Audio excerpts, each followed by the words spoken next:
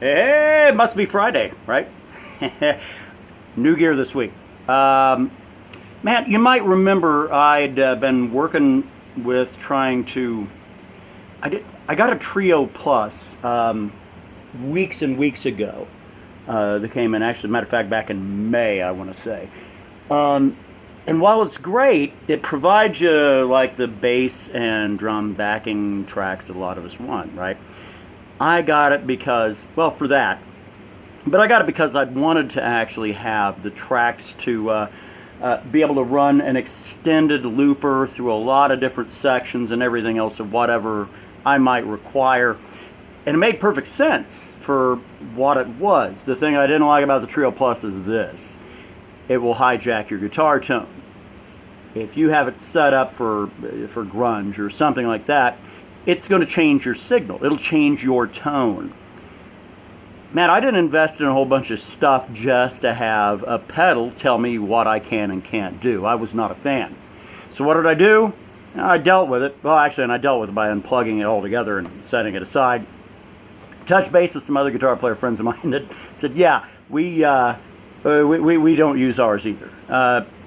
I still think it's got some value. I think I'm going to be able to use it for some rhythm section plugins that we're going to do because of the USB direct in. Be able to put that in and run it through the board, snap it directly into our DAW, and go that route.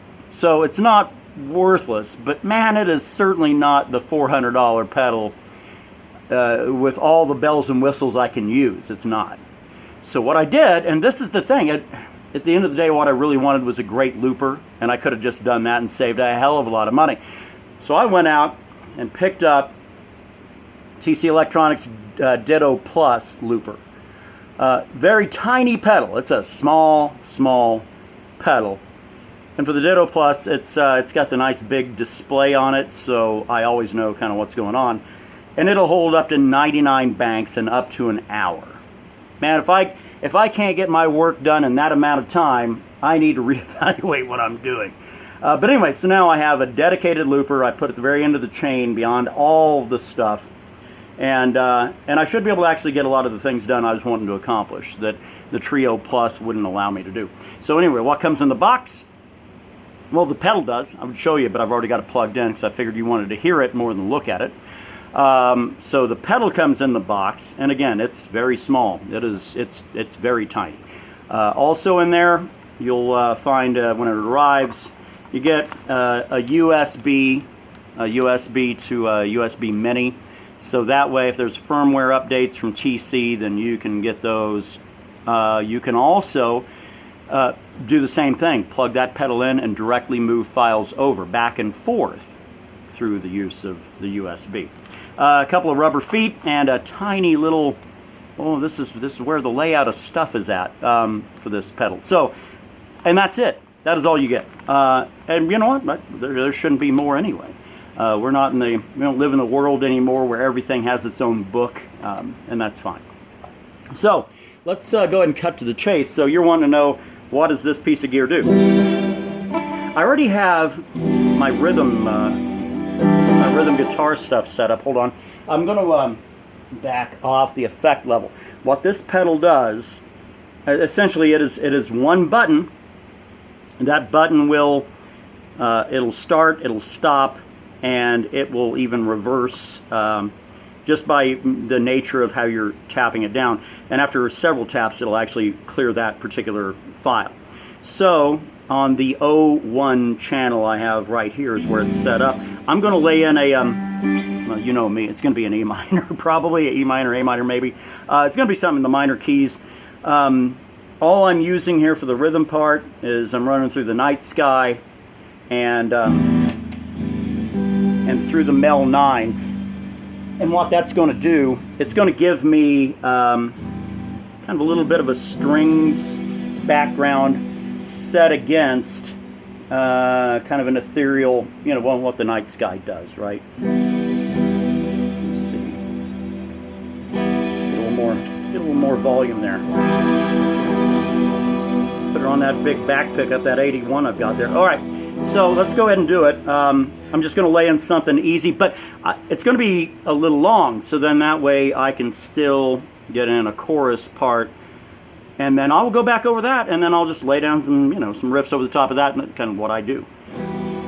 So again, it's a solid piece of gear for what I've been trying to do, and I could have saved myself a hell of a lot of headaches and and financial headaches, by picking this. If I'd have went with this first. So always go dedicated looper. If there's ever a question, go the dedicated looper route. Don't spend more money to get less. All right, so here we go.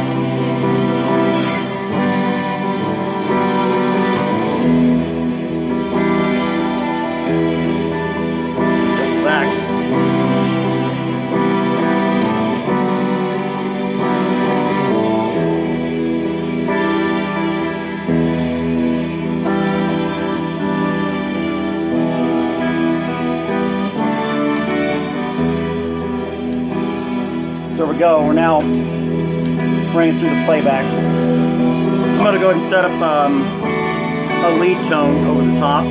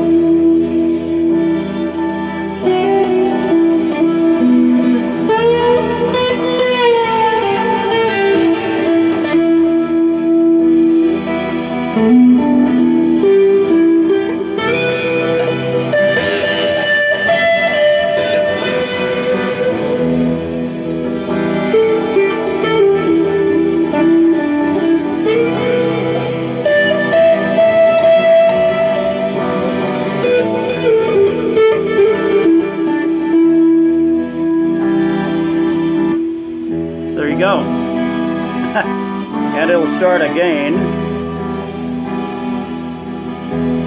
And there we go. All right, pause. It's not the easiest thing to find. I think it actually might be 3 clicks on the pedal. Anyway, that is the Ditto Plus. Again, I like it. The single button through the middle is really useful. You've got basically an output level of how loud you want the backing part to be through that looper. You have the ability to, and not by foot, but you have to get down and hit up the thumb or whatever digits you would like to go back a bank or to move up a bank. And I don't know if there's any aftermarket or anything else that TC might have. I don't know if one of their other ancillary pedals would allow you to be able to just do that, moving up and down via pedal, rather than having to get down on the floor and tap it to get up to the next channel, or back to the last saved spot.